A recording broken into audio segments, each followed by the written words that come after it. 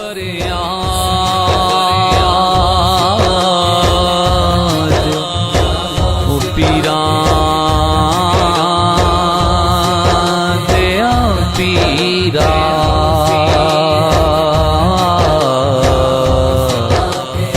او میری عرض سنی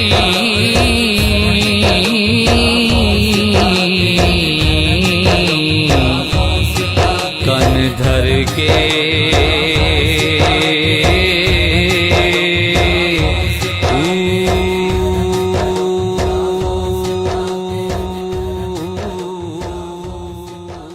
یہ جو دور ہے یہ دور فتن ہے. حضور کی نبی پاک صلی اللہ علیہ وآلہ وسلم حضور کی احادیث کی روشنی میں اگر دیکھا جائے تو جس دور فتن کی حضور نے اپنی احادیث میں پیشن گوئیاں کی تھیں، آپ نے ہمیں آگاہ کیا تھا، وہ دور تقریباً شروع ہو چکا ہے. وہ دور فتن جسے فتنہ دجال کا دور کہا گیا ہے. فتنہ دجال. ہمارے ہاں اس موضوع پر بات نہیں کی جاتی، اس موضوع پر بات کوئی نہیں کرتا.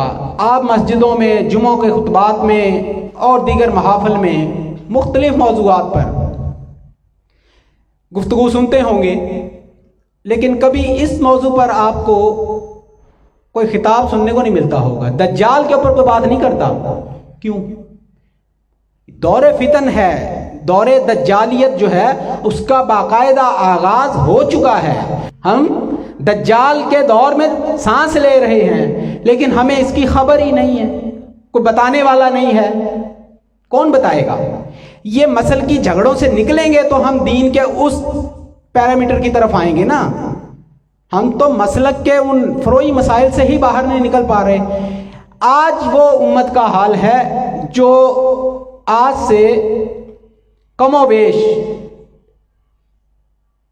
900 سال پہلے تھا. سقوط بغداد ہوا، کھوپڑیوں کے مینار بنائے جا رہے تھے. اس دور میں علماء کیا کرتے تھے؟ ان کی بحثیں ہوتی تھی کہ کوا حلال ہے یا حرام ہے. یہ بحثیں ہوتی تھی.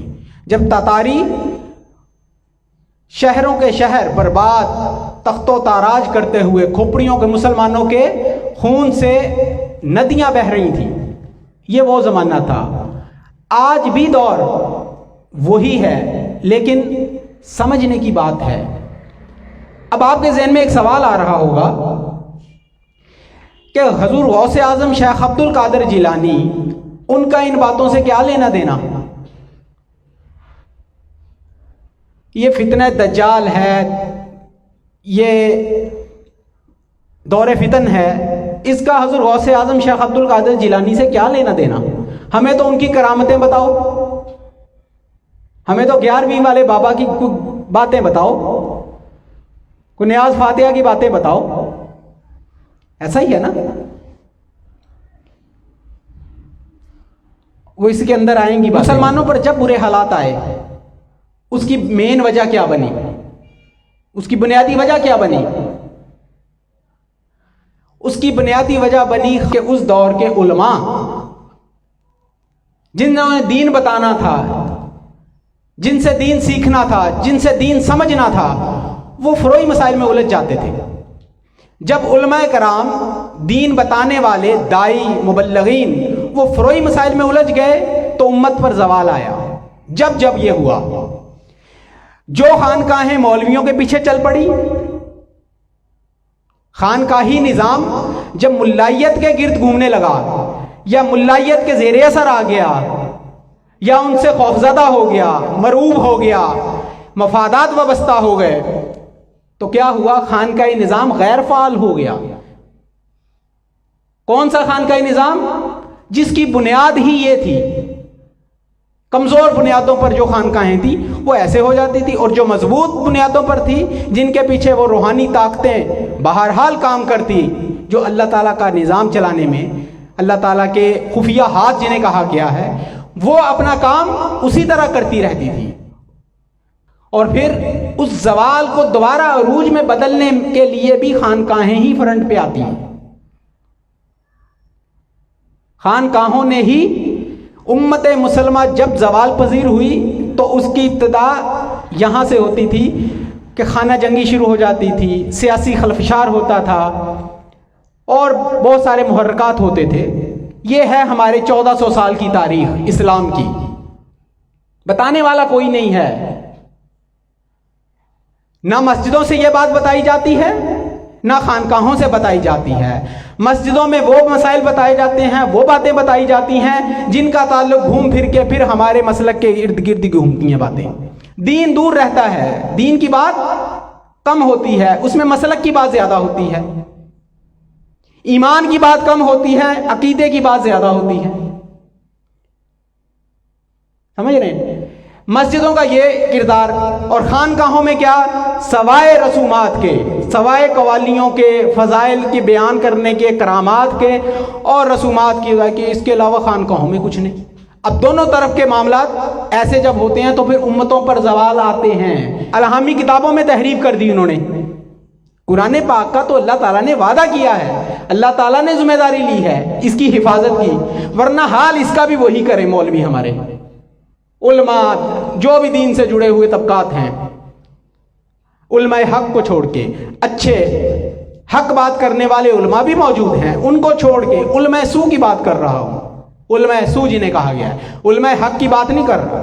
جو علماء حق ہیں وہی تو دین کو بچائے ہوئے ہیں، دین جو بچا ہوا ہے انہی کی وجہ سے بچا ہوا ہے۔ جو علماء حق ہیں، جو علماء سو ہیں، اگر ان کا بس چلے تو وہ قرآن کو بھی بدل دیں، کیونکہ وعدہ اللہ تعالیٰ نے کیا ہے قرآن نہیں بدلے گا، تو اس لیے قرآن نہیں بدلتا، لیکن قرآن کو بیان اس انداز میں کیا جاتا ہے کہ مفاہیم بدل دیے جاتے ہیں، مطالب بدل دیے جاتے ہیں، مقاصد بدل دیے جاتے ہیں، پیغام کو بدل کے پیش، توڑ مروڑ کے پیش کیا جاتا ہے۔ وہ آیات جو کفار کے لیے اللہ تعالیٰ نے اتاری تھی وہ جڑ دی جاتی ہیں کن کے ساتھ؟ اولیاء بزرگان دین کے ماننے والوں کے ساتھ، اور ان کو مشرک اور بدعتی کہہ دیا جاتا ہے انہی آیات کو بیان کر کے۔ سمجھ رہے ہیں بات؟ تو پھر کیا ہوتا ہے؟ پھر تکفیریت کا کام شروع ہو جاتا ہے، پھر کفر کے فتوے لگنے لگتے ہیں، پھر امت کا ایک بڑا حصہ ان کو کافر کہہ کے خارج کر دیا جاتا ہے، پھر دھڑے بندیاں ہوتی ہیں، پھر فرقہ واریت شروع ہوتی ہے، پھر امت کا شرازہ بکھرتا ہے، گروہ بندیاں ہو جاتی ہیں، اور پھر اس کا نتیجہ کیا ہوتا ہے؟ اس کا نتیجہ وہی ہوتا ہے جو ہم بھگت رہے ہیں۔ اب یہ حق بات کرنے کے لیے جرأت چاہیے، نالج چاہیے، حوصلہ چاہیے، ویژن چاہیے، وہ کہاں سے آئے گا؟ میں اب زیادہ ڈیٹیل میں نہیں جاتا، ساری چیزوں سے واقف ہوں، یہ مسجدوں کی اندر کی کہانیاں بھی جانتا ہوں اور خانقاہوں کے معاملات سے بھی۔ میری نوائے پریشاں کو شاعری نہ سمجھ کہ میں ہوں محرم رازے درون میں خانہ۔ اب میں اپنے موضوع کی طرف آتا ہوں۔ یہ بات میں نے بیس بنائی ہے کہ حضور غوث اعظم شیخ عبد القادر جیلانی کا ان باتوں سے کیا واسطہ، کیا تعلق؟ ہمیں کوئی حضور غوث اعظم کی کرامتیں بتاؤ، انہوں نے کشتی پار لگا دی، انہوں نے یہ کر دیا، انہوں نے وہ کر دیا۔ میں اس سے بڑی بات کرنے لگا ہوں آج، جو آپ نے شاید پہلے سنی ہو یا نہ سنی ہو۔ اب سنیں ذرا، حضور غوث اعظم شیخ عبد القادر جیلانی کو، خواجہ غریب نواز معین الدین چشتی اجمیری کو، یا دیگر اولیاء صالحین بزرگان دین کو ہم کیا سمجھتے ہیں؟ کیا سمجھتے ہیں؟ یہ بابے ہیں، ان سے تعویذ لینا ہے، ان سے دعائیں کروانی ہیں، انہوں نے یہی کچھ کیا ہے؟ آج کا موضوع میرا کیا ہے؟ وہ یہ ہے کہ خانقاہی نظام کا کردار کیا رہا ہے امت کی، جب کشتی ڈوبنے لگی اس کو بچانے میں خانقاہوں کا کردار کیا رہا، ماضی میں ہماری تاریخ میں خانقاہوں کا کردار کیا تھا اور آج کردار کیا ہے، یہ دونوں باتیں۔ اب میں موضوع کی طرف آتا ہوں۔ مسلمانوں سے قبلہ اول بیت المقدس چھن گیا، عیسائیوں نے، صلیبیوں نے چھین لیا۔ اب یہ وہ ابتلا کا دور ہے، یہ مسلمانوں کی زبوحالی کا زمانہ ہے، بہت برا حال ہے۔ اور یہ دور کیا ہے کہ خلافت عباسیہ جو ہے، بنو عباس کا جو دور ہے، وہاں مرکزیت نہیں ہے، مرکزیت ختم ہو گئی۔ مسلمانوں کا حال وہی تھا جو آج ہے، یہی تھا کم و بیش۔ تمام مسلمان حکمران اپنی اپنی میں پڑے ہوئے تھے، دنیاوی جاہو عشمت میں پڑے ہوئے تھے، دین سے کسی کو کوئی سروکار نہ تھا۔ علماء جو تھے، مولوی جو تھے اس دور کے علماء سو، وہ کیا کر رہے تھے؟ وہ فروعی مسائل پر بحثیں کر رہے تھے، فتوی بازیاں کر رہے تھے. یہ حال تھا. اب یہ دور کس کا تھا؟ بنو عباس، عباسی خلافت کا. 55 سال گزر گئے. 55 سال کے بعد حضرت غوث اعظم شیخ عبد القادر جیلانی نے جو خوشخبری دی تھی، وہ بچہ پیدا ہوا. کس کے گھر؟ رکن الدین کے بھائی کے گھر، نجم الدین کے گھر. اب بچہ جب 8 سال کا ہوا تو رکن الدین کوہ شیر اور اس بچے کا والد نجم الدین اس بچے کو لے کے حضرت غوث اعظم شیخ عبد القادر جیلانی کی بارگاہ میں حاضر ہوئے. حضرت غوث پاک نے اس بچے کے لیے خصوصی دعا فرمائی اور اس کے سر پہ، اس کی گردن پر آپ نے اپنا دست شفقت پھیرا اور خصوصی دعا سے نوازا اور اجازت دے دی کہ جائے. اب وہ بچہ 25 سال کا ہے اور عماد الدین زنگی کا انتقال ہو گیا. عماد الدین زنگی کے بعد اس کا بیٹا تخت پر بیٹھا جس کا نام تھا نور الدین زنگی. نور الدین زنگی کو کون تھا؟ وہ بھی حضرت غوث اعظم شیخ عبد القادر جیلانی کا فیض یافتہ تھا. وہ تخت پر بیٹھا جس کی فوج میں وہ بچہ ایک کمانڈر تھا. بادشاہ کون ہے؟ کرم یافتہ. بادشاہ کون ہے؟ کرم یافتہ. اور اس کی فوج کے اندر ایک کمانڈر ہے، وہ بچہ رکن الدین کا بھتیجا، نجم الدین کا بیٹا، جس کا نام تاریخ میں، تاریخ اسلام میں، تاریخ اقوام میں اور عالمی سطح پر اس کو جو پذیرائی ملی ویسی پذیرائی کسی کو نہ ملی. اس بچے کا نام تھا سلطان صلاح الدین ایوبی. یہ تھا وہ بچہ. سلطان صلاح الدین ایوبی کس کی دعا سے پیدا ہوا؟ حضرت غوث اعظم شیخ عبد القادر جیلانی. آپ کی پیشن گوئی، آپ کی دعا اور اس کے خاندان پر خصوصی فضل و کرم اللہ تعالیٰ کا اور حضور غوث اعظم شیخ عبد القادر جیلانی کی خصوصی عنایات سے ان کے خاندان کو یہ عزت اللہ تعالیٰ نے بخشی اور اس گھر میں وہ بچہ پیدا کیا جو فاتح بیت المقدس دوم بنا، جس نے بعد میں بیت المقدس فتح کیا. اب بیت المقدس کی فتح بھی آئے گی آگے. یہ بیت المقدس کی فتح کیسے ہوئی؟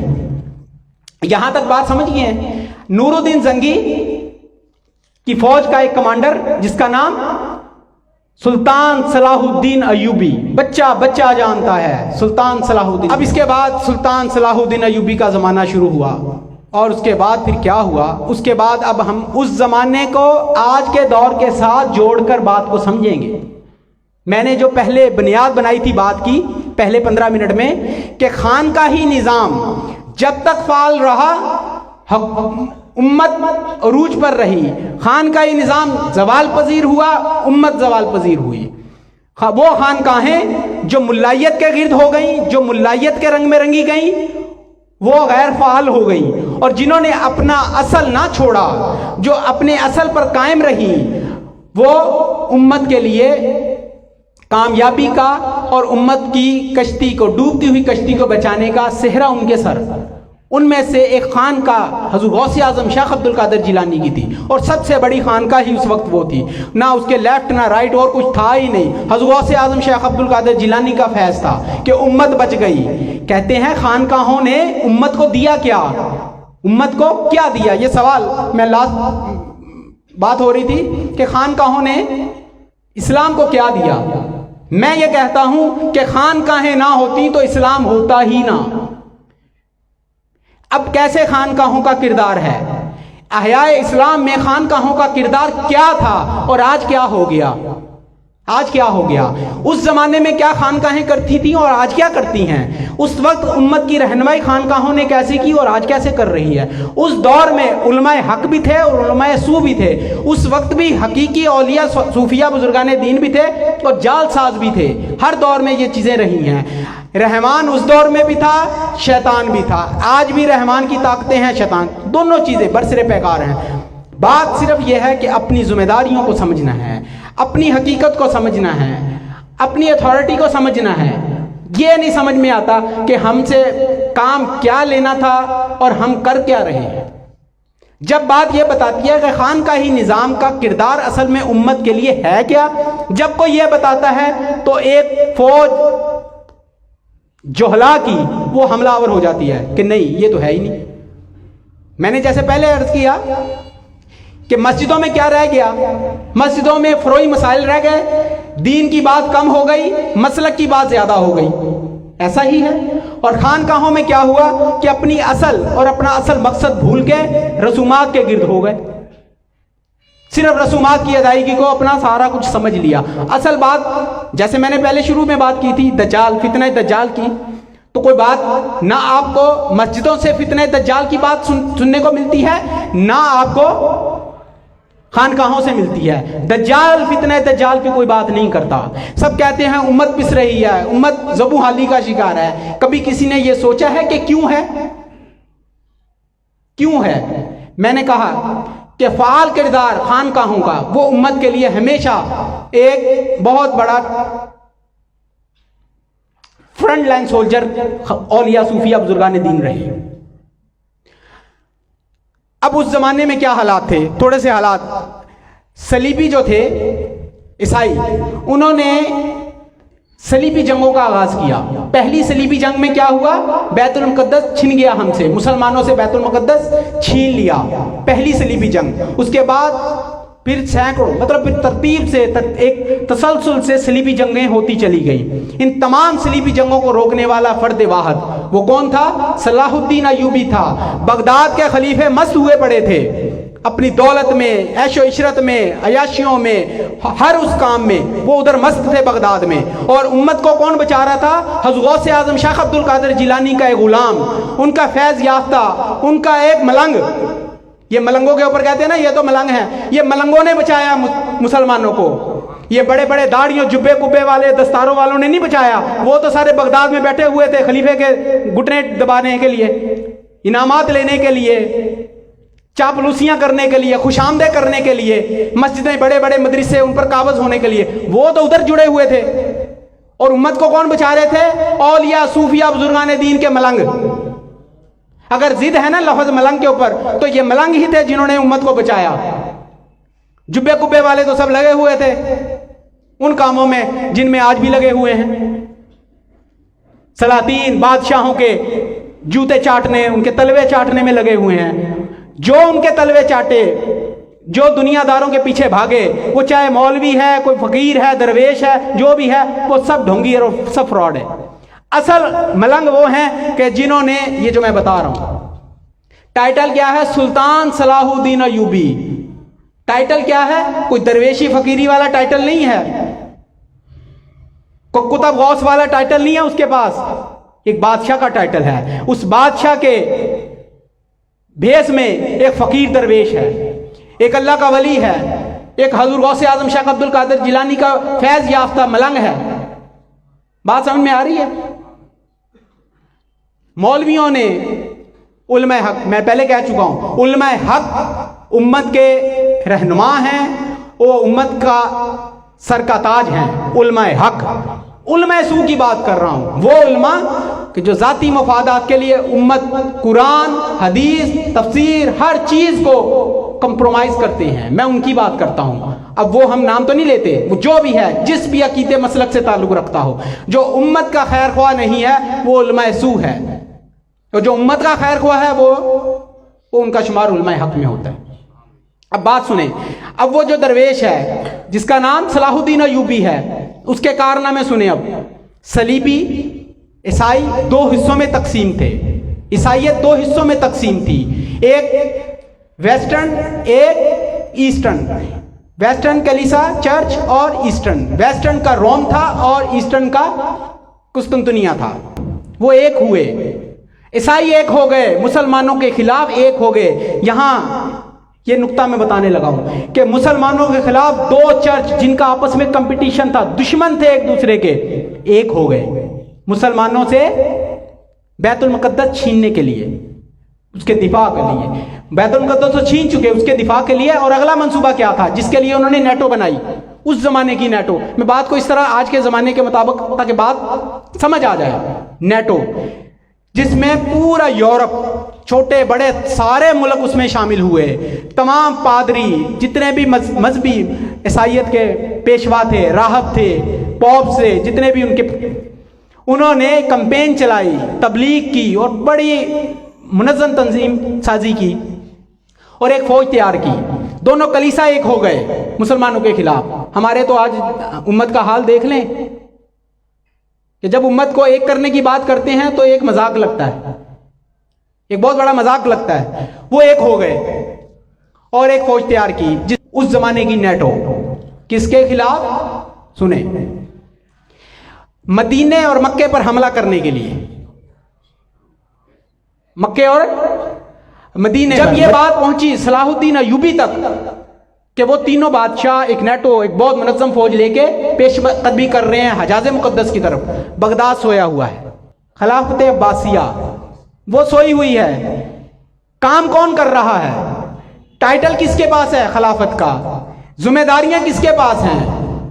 تختوں پر کون بیٹھے ہوئے ہیں؟ لیکن کام کس سے لیا جا رہا ہے؟ کام اس سے لیا جا رہا ہے جس کے پیچھے حضور غوث اعظم شیخ عبد القادر جیلانی، اس زمانے کے سب سے بڑے اور سب سے اعلیٰ درجے کی روحانی طاقتوں کے حامل، جس کے پیچھے وہ تھے. کام ان سے وہ لے رہے تھے.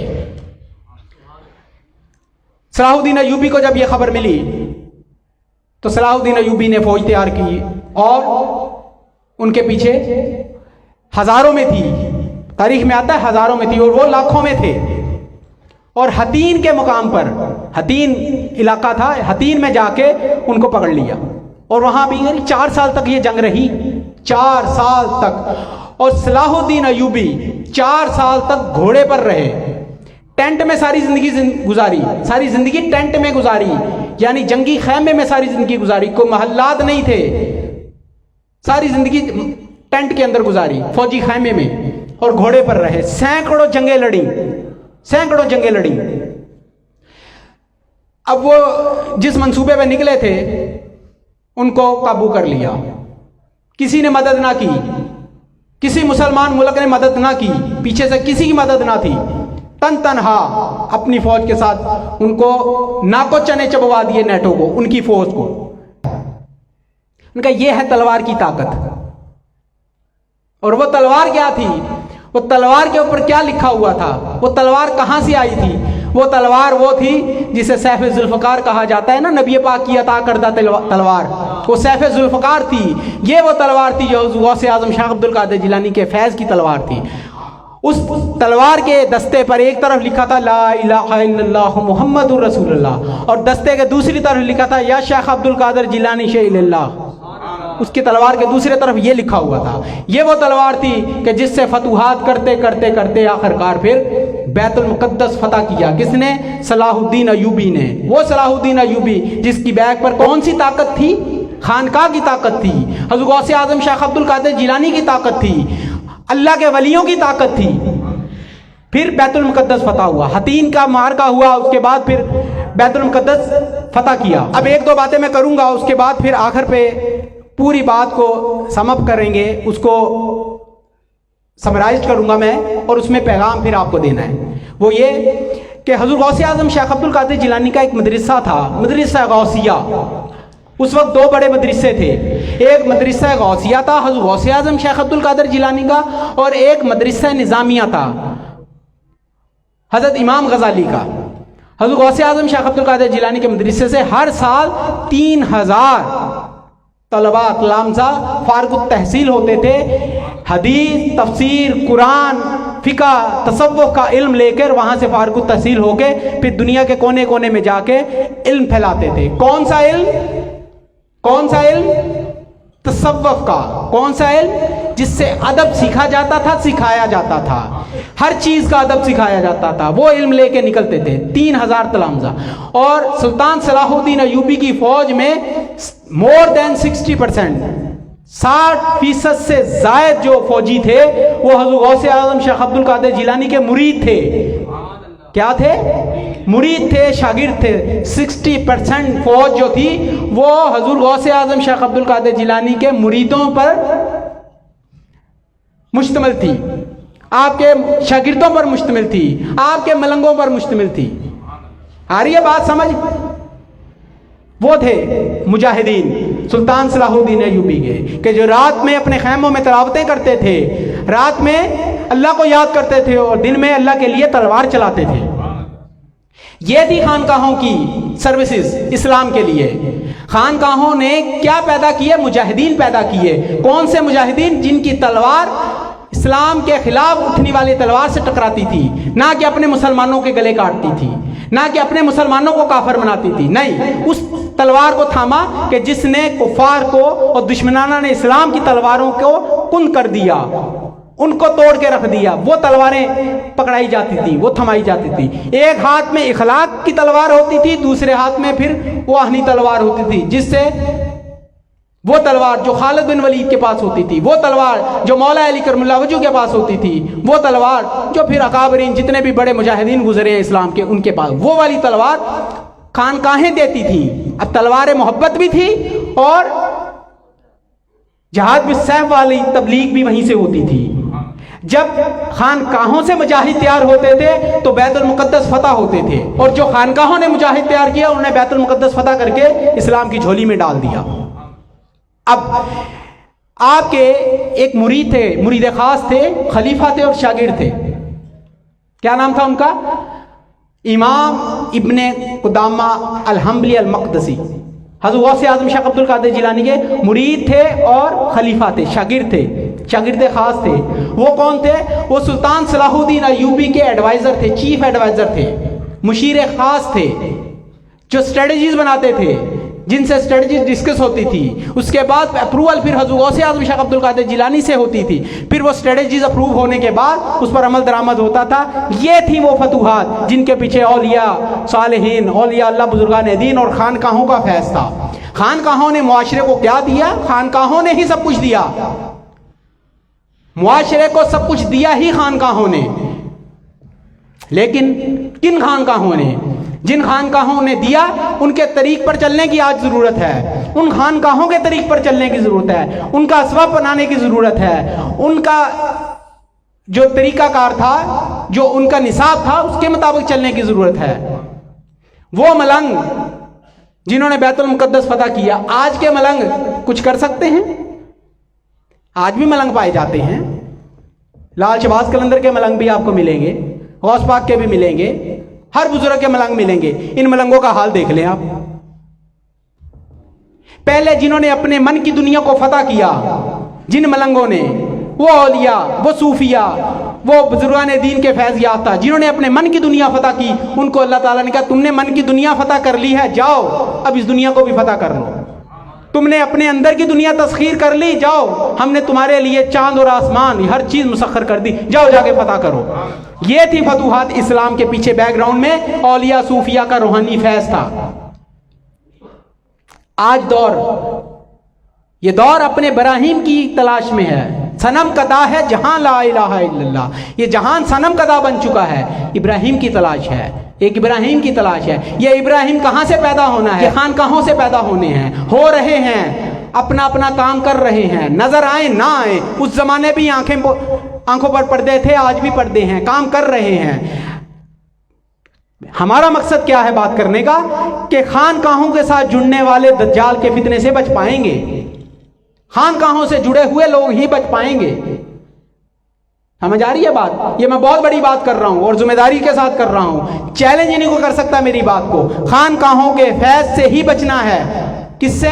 فتنہ دجال سے. اپنی اولاد کو، اپنی آنے والی نسلوں کو اگر بچانا ہے تو اولیاء صوفیاء بزرگان دین کی تعلیمات کے ساتھ جوڑیں، ان کی خانقاہوں کے ساتھ جوڑیں، ان کے طریق اور ان کے اسوا کی طرف لے کے آئیں، مائل کریں، اس علم کی طرف لے کے آئیں جس علم کے ذریعے ان کے اندر، باطن کے اندر وہ چیز پیدا کر دی جائے گی.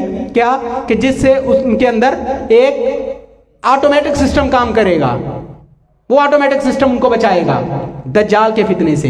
میں کہتا ہوں دجال کے اوپر کوئی بات نہیں کرتا. میں آپ کو بتا رہا تھا ابھی گیٹ وے بن چکا ہے، وہاں بن چکا ہے جو سب سے زیادہ شریعت کا ڈنڈورا پیٹتے ہیں، وہیں گیٹ وے بنا ہے. زیادہ میں بات کر نہیں سکتا، منصب وہ نہیں اجازت دیتا. حالات میں اشارتاً کنایتاً آئندہ چند دنوں میں، چند مہینوں میں آپ تک بات پہنچ جائے گی جو میں آج بات کر رہا ہوں کہ گیٹ وے بن چکا ہے. لیکن حضور نے فرمایا تھا کہ مدینے میں داخل نہیں ہو سکے گا، اور نہیں ہوگا انشاءاللہ. باقی معاملات جو بھی ہیں وہ ہمارے سامنے ہیں، آپ کے سامنے، میرے سامنے، سب کچھ ہے، ہوتا چلا جائے گا. بات کرنے کا مقصد یہ ہے، آپ لوگوں نے یہ دیکھا کہ سلطنت عثمانیہ قائم ہوئی، پیچھے کس کا فیض تھا؟ غوث اعظم کا فیض تھا، لیکن فرنٹ لائن پر کون تھے؟ حضرت شیخ اکبر، شیخ محی الدین ابن عربی۔ ارطغرل کے پیچھے کون سی طاقت کام کر رہی تھی؟ ابن عربی کی۔ ابن عربی حضرت غوث اعظم شیخ عبد القادر جیلانی کے خلفاء میں فیض یافتہ تھے، ان کے خلفاء سے فیض یافتہ تھے، حضرت غوث اعظم کے خلفاء سے فیض یافتہ تھے، ان کا فیض تھا۔ ارطغرل کے پیچھے طاقت کون سی کام کر رہی تھی؟ وہ سفید داڑھیوں والے۔ ارطغرل کے پیچھے کون سی طاقت تھی؟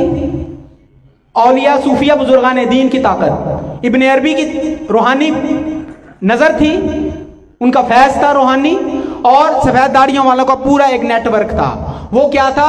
وہ اللہ تعالیٰ کے وہ خفیہ ہاتھ، وہ اللہ تعالیٰ کی وہ انٹیلیجنس فورسز تھی، وہ انٹیلیجنس ایجنسیز ہیں، وہ اللہ کی انٹیلیجنس ایجنسیز جو ان کو بر وقت وہ انفارمیشن دیتی تھی جس کے ساتھ وہ اپنی اسٹریٹجی بناتے تھے۔ اسی طرح سلطان صلاح الدین ایوبی کو ایک غیبی مدد پہنچتی تھی جس سے کامیابیاں ہوتی چلی گئیں۔ خانقاہوں کا غیر فعال ہونا، خانقاہوں کا غیر فعال نظام، خانقاہی نظام کا غیر فعال ہو جانا، ان مسائل میں الجھ جانا، ان باتوں میں الجھ جانا جس کا نہ امت کو فائدہ، نہ اپنے عقیدے اور اپنی سلسلے کو، اپنے سلسلہ طریقت کو، اس طریق کو کوئی فائدہ، ایسے معاملات میں الجھنا، اور جو اصل کام تھا اس سے چشم پوشی کرنا، اس سے راہ فرار اختیار کرنا، آسانیاں ڈھونڈنا، سب ثوابی ہو گئے۔ مسلمان ثوابی ہو گئے تو کیا ہوا؟ غالب ہو گیا، کفر غالب ہوا۔ جب مسلمان انقلابی تھے تو غالب تھے، کفر مغلوب تھا۔ جب مسلمان ثوابی ہو گئے تو کفر غالب ہو گیا۔ آج پھر اس دور کو ضرورت ہے کہ اسی طرح اپنے ماضی کی طرف لوٹیں اور اپنی سوچوں میں، سب سے پہلے تو ایک سوچ دینی ہے۔ عمل کرنا وہ ایک بڑا لمبا پروسیس ہے، تربیت کا ایک پروسیس ہوتا ہے، سوچ میں ڈیولپمنٹ ہوتی ہے، اس میں پختگی آتی ہے، یہ ایک لمبا پروسیس ہے۔ لیکن کم از کم خانقاہوں سے یہ سوچ تو کوئی دے کہ ہمارا ماضی کیا تھا، ہمارا کام کیا تھا۔ ہمارا کام وہ نہیں تھا جو آج کل سب کچھ ہو رہا ہے ہماری آنکھوں کے سامنے۔ پھر کیا ہوا کہ پریویل کر گئے، کون؟ ملائیت پرویل کر گئی۔ ملائیت نے اپنی مطلب کا دین ہمیں بتایا۔ وہ مطلب کے دین میں کیا رہ گیا؟ ثوابی کام۔ انقلابی روح نکل گئی، انقلابی روح نکل گئی، اسلام کی انقلابی روح نکل گئی، وہ انقلابی روح جس کے پیچھے روحانی فیض ہوا کرتا تھا۔ آج کوئی بات کرے وہ کہیں گے یہ باتیں ہیں، نہ غوث پاک کا دن ہے، حضور غوث پاک کی 11ویں شریف کے بعد حضور کے کرامتیں بیان کرو۔ یہ کرامتیں کیا ہوتی ہیں؟ یہ کرامتیں دھول ہوتی ہیں سفر کی۔ یہ اسی طرح ہی جیسے گھوڑا بھاگا ہوا جا رہا ہے۔ کرامت کی ڈیفینیشن سن لیں آج۔ کرامت کیا ہوتی ہے؟ اولیاء بزرگان دین کی کرامت کی مثال اس طرح ہے کہ ایک گھوڑا ہے، اس گھوڑے کے اوپر اللہ کا ولی جا رہا ہے۔ وہ جو گھوڑا بھاگ رہا ہے اپنی منزل کی طرف، اس کی رفتار، اس کی سمت، اصل چیز وہ ہے اس کی رفتار اور سمت اور منزل، یہ ہے اس کی اصل۔ وہ جو گھوڑا بھاگ رہا ہے تو راستے میں جو دھول اڑ رہی ہے، وہ جو دھول اڑ رہی ہے اس گھوڑے کے بھاگنے سے، اس کو کرامت کہا جاتا ہے۔ وہ اولیاء کی کرامت ہوتی ہے۔ وہ دھول کا اڑنا کیا ہے؟ وہ کرامت ہے۔ ہمارے ہاں کیا ہوتا ہے؟ ہم اولیاء کی کرامتوں کے پیچھے بھاگتے ہیں، یعنی اس بھاگتے ہوئے گھوڑے کی اڑنے والی دھول جو ہے ہم اسی میں اپنے آپ کو غرق کر لیتے ہیں، وہ دھول میں ہی اپنے آپ کو غرق کر لیتے ہیں، اور گھوڑا آگے نکل جاتا ہے، وہ بہت دور نکل جاتا ہے ہم سے، اور ہم اس سے اڑنے والی، اس کے سموں سے اڑنے والی دھول میں ہی اپنے آپ کو مست کر لیتے ہیں۔ یہ ہے کرامت کی اصل۔ کبھی سنی ایسی بات؟ کرامتیں بیان کرو، کرامتوں کو چھوڑو۔ یہ دیکھو کہ وہ جو ولی ہے، وہ جو اللہ کا برگزیدہ بندہ ہے، وہ اس کا گھوڑا کس سمت جا رہا ہے، اس کی رفتار کیا ہے، اس کی منزل کیا ہے، یہ دیکھیں۔ اب کیا ہوتا ہے کہ وہ جو بھاگ رہا ہوتا ہے گھوڑا، دھول اڑتی ہے تو ہم دھول کو ہی کہتے ہیں منہ پہ لگا لو، ادھر لگا لو، گھوڑا آگے جا رہا ہے، گھوڑے کے پیچھے اپنے گھوڑے لگاؤ، اس کے پیچھے اپنے گھوڑے بھگاؤ، جس منزل پر وہ پہنچے گا آپ کے گھوڑے پیچھے پیچھے بھاگیں گے، جلد بدیر وہ وہاں پہنچ جائیں گے۔ لیکن ہمیں کیا بتایا جاتا ہے؟ ہمارے ہاں تصوف کیا بن گئی؟ ہمارے ہاں تصوف من کی دنیا کی فتح بن گئی۔ من کی دنیا کی فتح بالکل بات درست ہے، ایسا ہی ہے، یہیں سے آغاز ہوتا ہے، یہیں سے آغاز ہوتا ہے۔ اگر من کی دنیا میں فتح اس لیے پانی ہے کہ میں کرامتیں دکھاؤں، میں ولی بن جاؤں، مجھے جنت مل جائے، میں بخشا جاؤں، میرا دربار بن جائے، لوگ میرے پیچھے چلیں، میں ولی کہلاؤں، مرنے سے پہلے میرے مجھے ولایت مل جائے. اگر مقصد یہ ہے تو یہ پھر وہ دھول میں اپنے آپ کو مست کر رہا ہے. گھوڑا آگے نکل جائے گا، وہ اسی دھول میں اپنے آپ کو، اپنا منہ مٹی میں. یہ ہے حقیقت. تو خانقاہوں نے کیا پیدا کیے؟ خانقاہوں نے وہ عظیم مجاہد پیدا کیے جنہوں نے بیت المقدس فتح کر کے اسلام کی جھولی میں ڈالا، جنہوں نے مسلمانوں کو امان دی، جنہوں نے مسلمانوں کی جان و مال کا تحفظ کیا، جنہوں نے اسلام کی عزت اور ناموس کی حفاظت کی، جنہوں نے پیغمبر اسلام کے عزت و ناموس کی حفاظت کی، جنہوں نے انسانیت کی حفاظت کی. خانقاہوں نے یہ کیا. کیا نہیں آنا چاہیے اس طرح واپس خانقاہوں کو؟ کیا وہی رسومات کے گرد ہی گھومنا چاہیے؟ کیا ایسی بات کرنا جرم ہے؟ کیا ایسی بات کرنا گناہ ہے؟ اگر کوئی اصل بات بتائے کہ غوث اعظم کون تھے، غوث اعظم وہ تھے جنہوں نے صلاح الدین ایوبی پیدا کیے. جب صلاح الدین ایوبی، آخری بات کروں گا، صلاح الدین ایوبی جب بیت المقدس فتح کر رہے تھے، جب وہ صلیبیوں کے ساتھ برسر پیکار تھے، مسلمانوں کو عیسائیوں کے ظلم و ستم، ان کی بربریت سے بچا رہے تھے، اور ادھر دارالکفر جو تھا جسے برصغیر کہتے ہیں، اب بات سن لیں، ادھر برصغیر میں کیا ہو رہا تھا؟ ادھر بھی فتوحات ہو رہی تھی. ادھر حضور غوث اعظم شیخ عبد القادر جیلانی کا ایک ملنگ فتح در فتح کرتا جا رہا ہے علاقوں کو، اور مسلمانوں کو امان دیتا جا رہا ہے، اسلام کو پناہ دیتا جا رہا ہے. حضور غوث اعظم شیخ عبد القادر جیلانی کا ایک مرید، ایک فیض یافتہ. اور برصغیر میں کیا ہو رہا ہے؟ ادھر بھی ایک ملنگ فتوحات کرتا جا رہا ہے، اور دارالکفر میں اسلام پھیلاتا جا رہا ہے، اور فتوحات کر کے اسلامی نظام قائم کر رہا ہے. وہ کون؟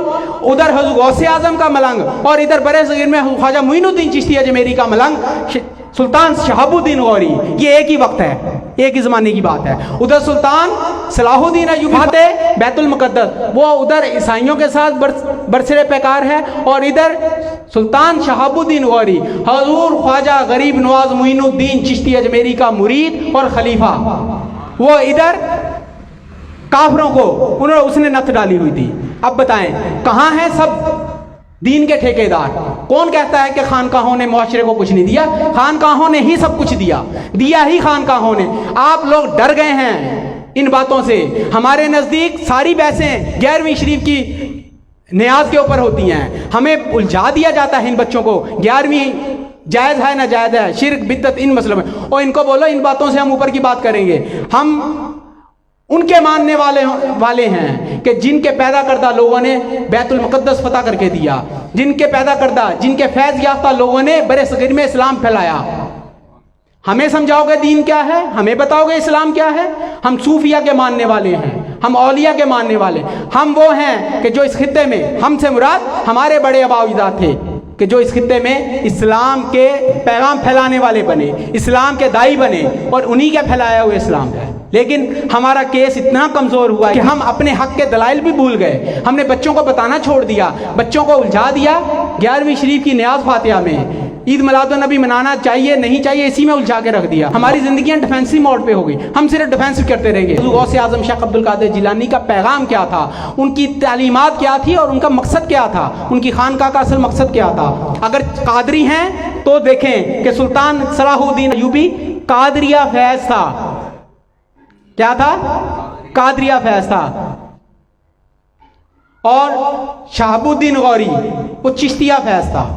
ادھر صلیبیوں کے ساتھ قادری نبرد آزمات ہے، ادھر برصغیر میں چشتی وہ نبرد آزمات ہے.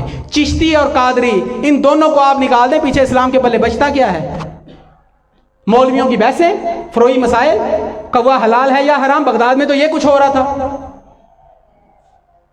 بغداد کون سا بغداد؟ غوث پاک والا بغداد نہیں، بنو عباس کا دارالخلافہ جو تھا، وہاں تو یہ کچھ ہو رہا تھا. پھر جب امت برباد ہو گئی، تباہ ہو گئی، ایک وقت ایسا رہا 100 سال تک پوری دنیا میں مسلمانوں کی کوئی ریاست نہیں تھی، کوئی منظم ریاست نہیں تھی، ٹکڑوں میں بٹے ہوئے، کوئی منظم ریاست نہیں تھی.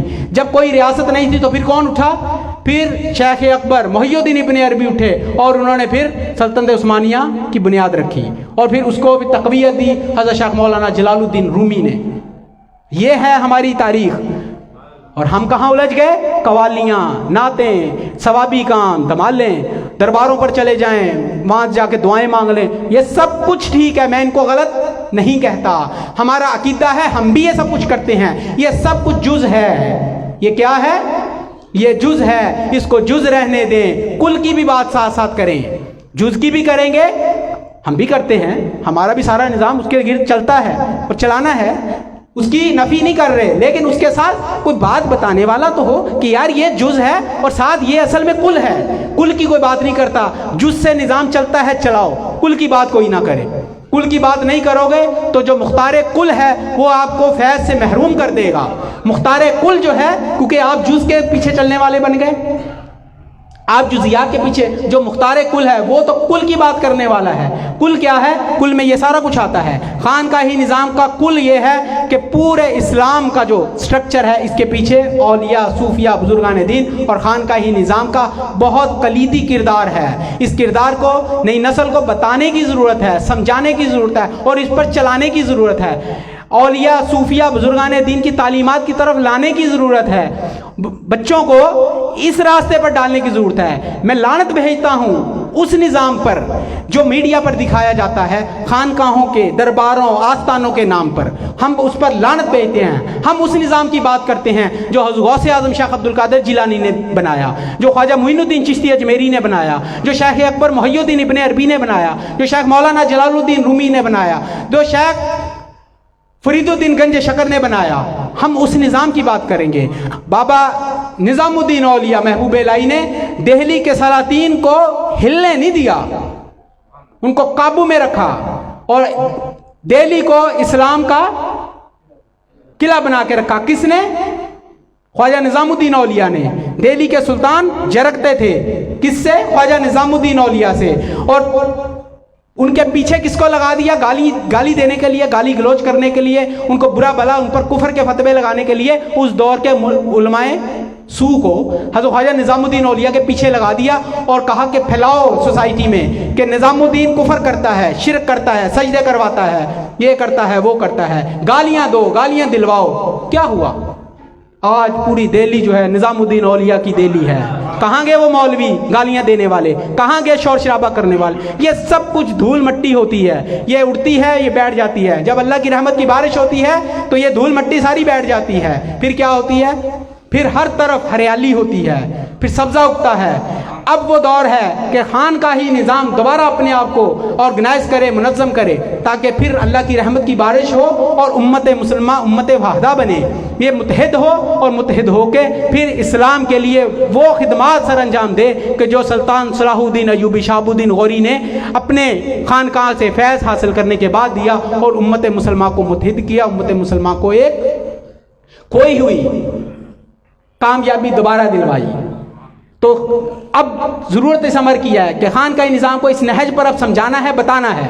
اب یہ ثوابی کام بہت ہو چکے ہیں.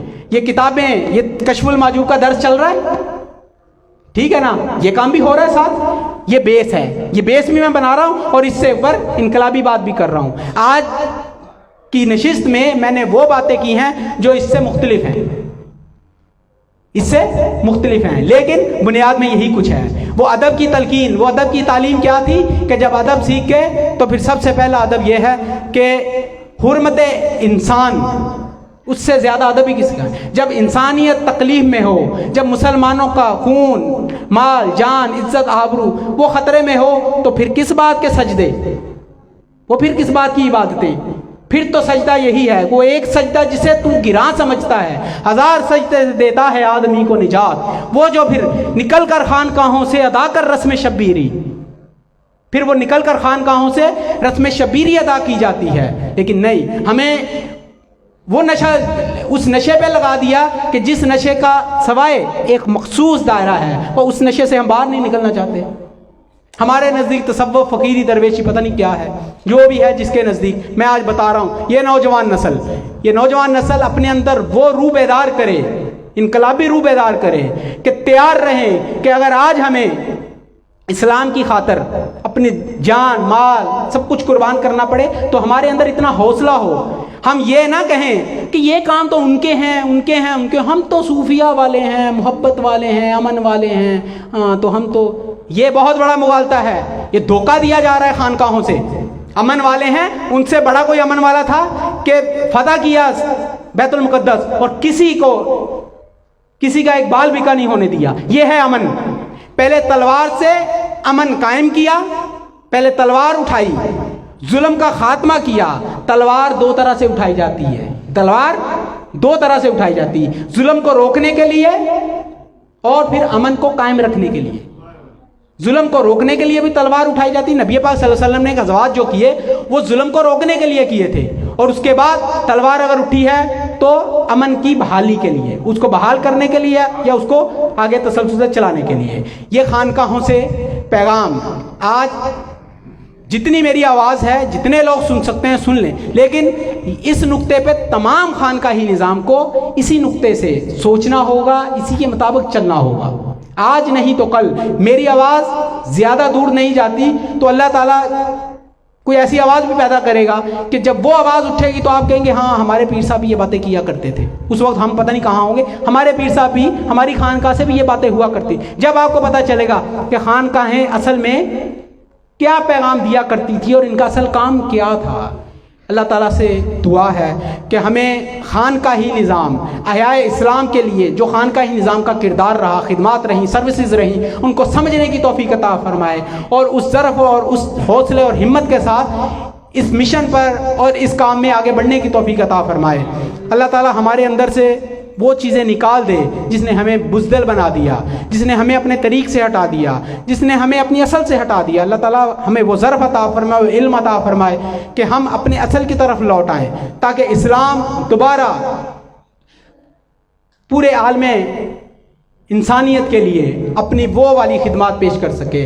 इस्लाम उस तरह अपनी खोई हुई मिरास हासिल कर सके और वापस दोबारा उसी अरूज और उसी शान व शौकत के साथ हम दोबारा दुनिया में हज़ूर रसूल पाक सल्लल्लाहु अलैहि वसल्लम के उम्मती बनकर ज़िंदगी गुजार सकें। अल्लाह ताला जो कहा, जो सुना, जो समझा, इस पर अमल करने की तौफीक अता फरमाए।